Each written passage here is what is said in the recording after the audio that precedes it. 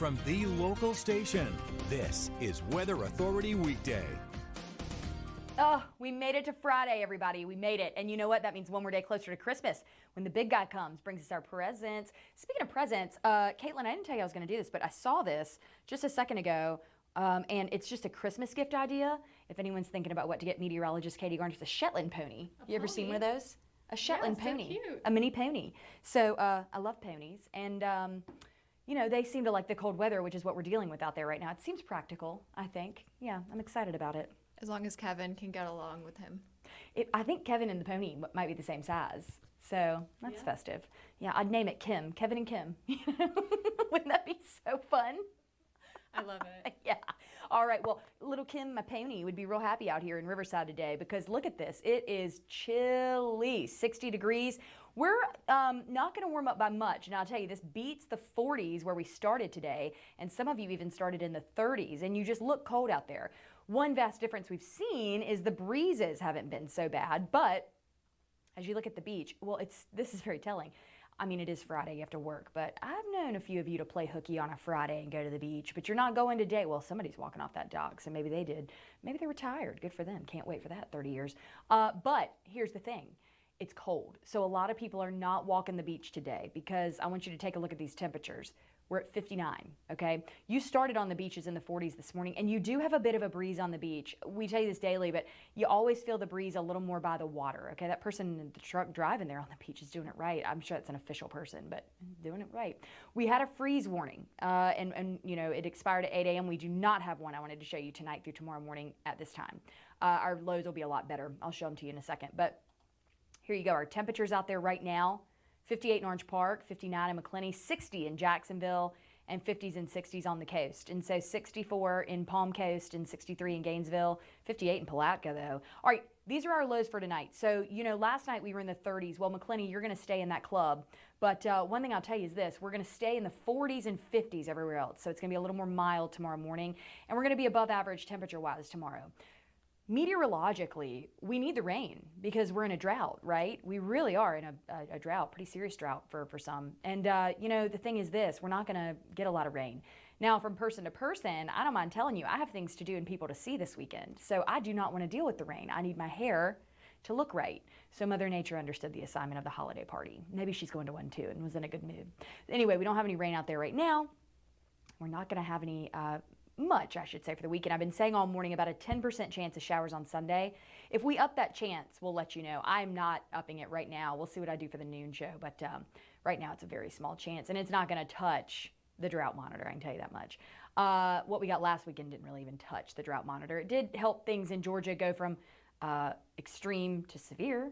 So, you know, there's that. But here's the thing. So I get a lot of emails from farmers, and I have so much respect for the farmers in our area. Without you, what would we do? And we talked yesterday on the stream, a really good tip, okay, because it's cold and it's not going to be raining. But with those cold temperatures, I just want to make a mention, you know, even though we're a little above average, those lows in the 40s and 50s, especially Monday when we dip again to lows in the 30s, highs in the 50s. Look at that. Monday's high is lower than Sunday's low. So the farmers I guess they watched our stream yesterday. I guess they definitely did. It was great. So kudos to you because you put a good story in there, Caitlin. So she put in this great story about using straw versus hay to keep your animals warm. And I thought that was great. You know, and the farmers were like, that's so true. It does it. It soaks up moisture. And that's such a fun fact because you know, I encourage you to always bring your animals in when it gets cold. I mean, it's just kind of cruel not to, in my opinion. But I understand you can't bring like a cow, you know, in the house. Maybe you can. I don't know what you're doing. But the straw really helps. So there you go. Pretty cool fact. I didn't know that. I'm not a farmer, though. So I don't know. I wish I was. I would grow so many things that I could eat. Cantaloupe, corn. Ooh, that sounds so good. What would you grow? Strawberries. Girl, I'd be coming to your farm. Oh, my God. Yum. Make an ice cream thing over there too. Strawberry ice cream is so good. All right, but we'll get back on track because nobody needs ice cream today. All right, it's just it's cold. So your average high is 68. We're going to be above average, as I've mentioned, Saturday, Sunday. But that big dip on Monday, you're going to feel that. So I guess I'm going to go ahead and warn you now to cover your plants on Sunday night into Monday morning. It's good to keep you aware. You know, I like to warn you early. I always think that's a good idea because why not? You know, then you know what to do and your plants can stay alive. And my plants are fake or dead. I say that a lot. I don't have a green thumb and I don't care to. You know, I wish I did. I'm jealous of all of you, but you send me great pictures of your plants on SnapJax. So if you're going to get in the yard this weekend, Saturday and Sunday, you're in the 70s. But Monday, yeah, much colder. Just to give you an outlook. 67 today, clear skies. As you get into tonight, 45 degrees, partly cloudy out there for you. And tomorrow, 72, clear skies for you there. Hourly temperatures not going to climb high at all. This is not like a day that I would have lunch on a patio personally, but you do you. You might take better the cold than me. I am weak. So here we go, 60s and 70s out there.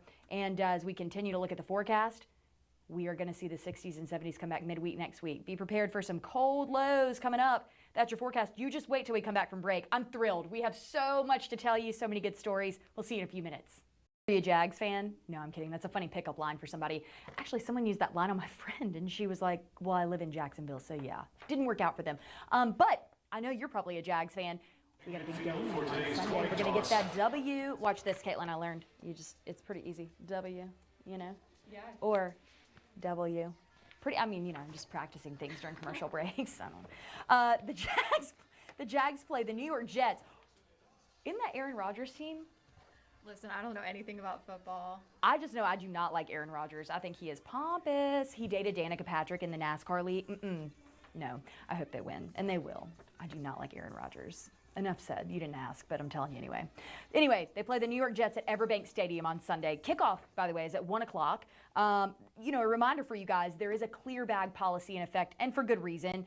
Parking lots open at 9 o'clock in the morning, and you guys should have your mobile tickets and parking downloaded and ready to scan. Oh, was that Elvis? That was Elvis. Elvis, man.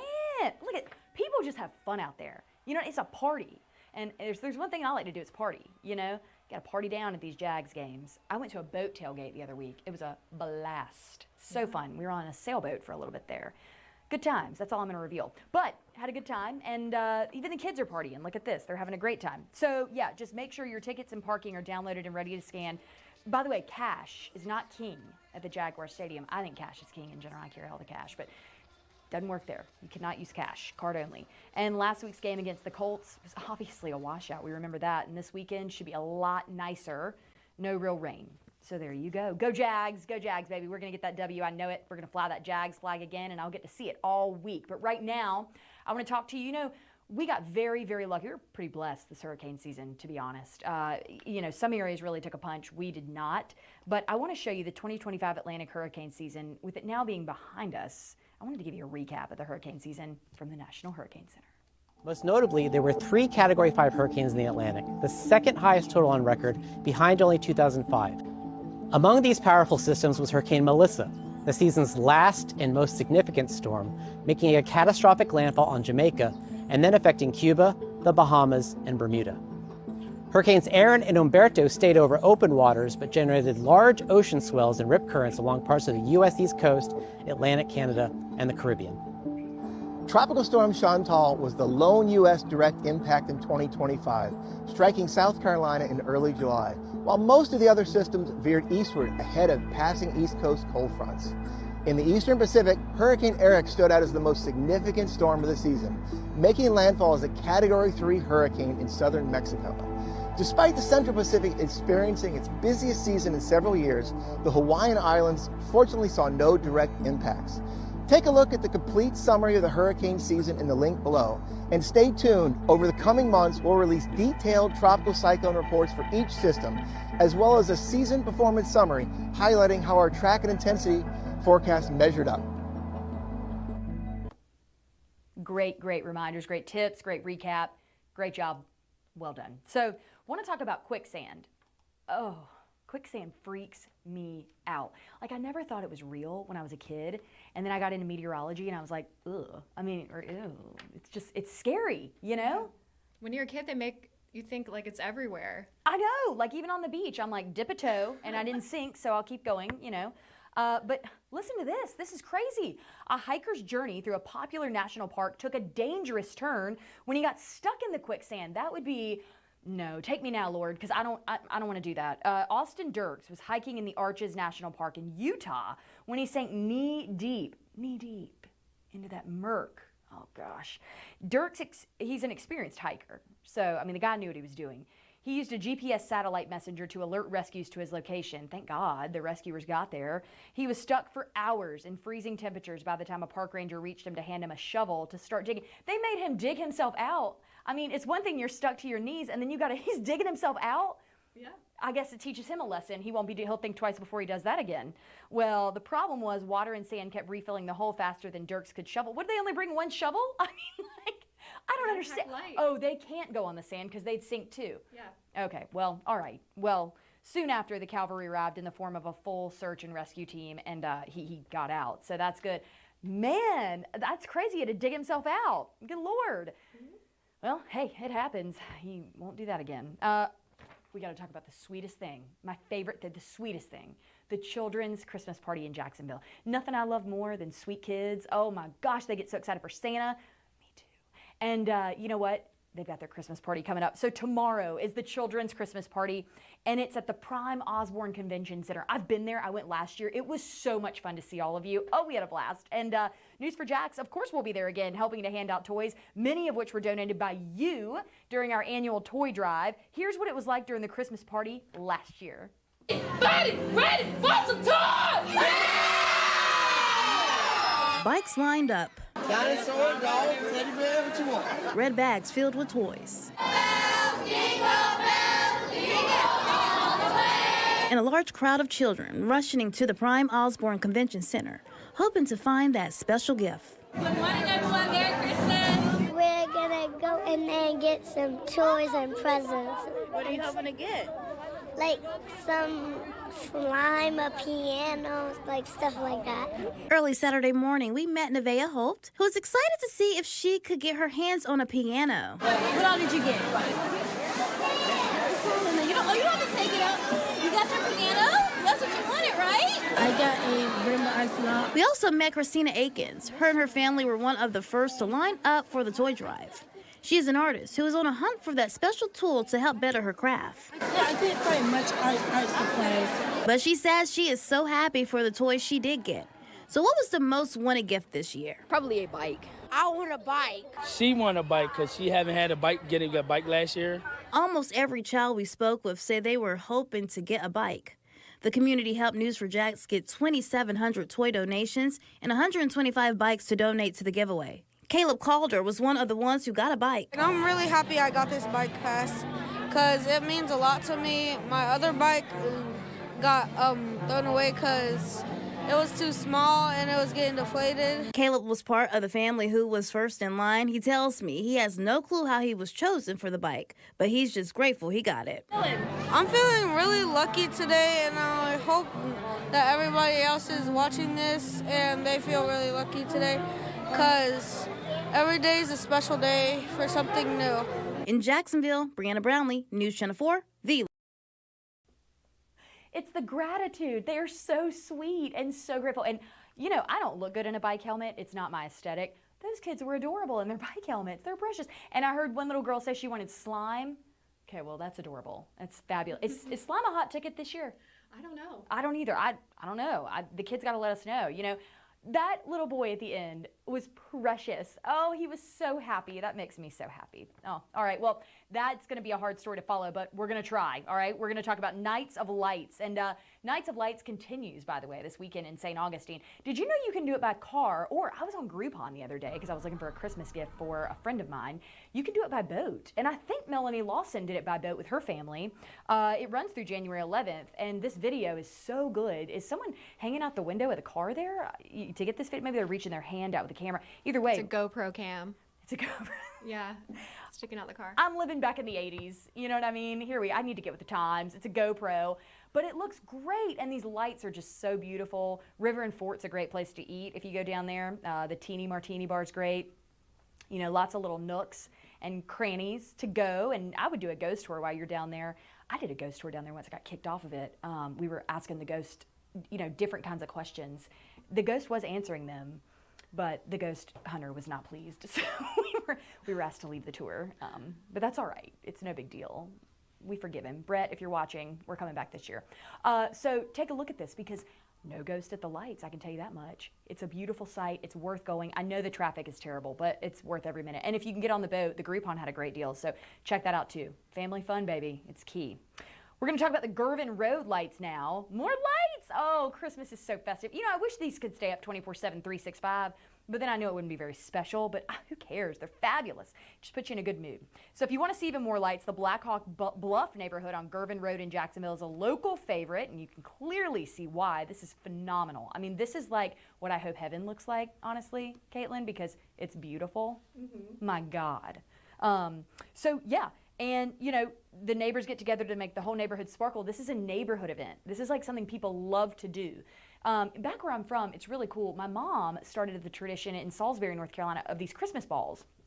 And so you take this wire and you make a big Christmas ball, and you probably put 10 to 15 in your yard, 20 if you want to. And she hosts the party to make them with the whole neighborhood. And I can only imagine that's what this neighborhood does. And it really brings people together. It's fun.